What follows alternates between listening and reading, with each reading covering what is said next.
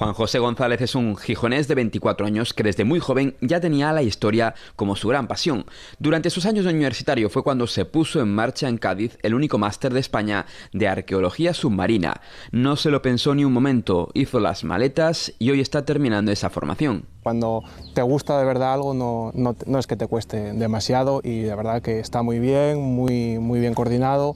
Y es una oportunidad, vamos, excelente para quien le gusta la arqueología y sobre todo el mar.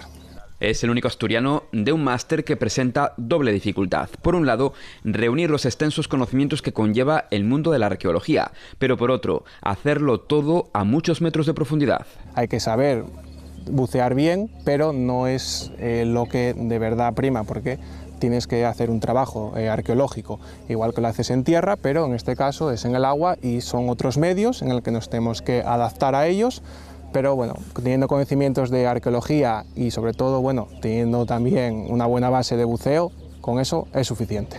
Juan José ha tenido mucha suerte, ha podido viajar por muchos puntos de España profundizando en sus estudios.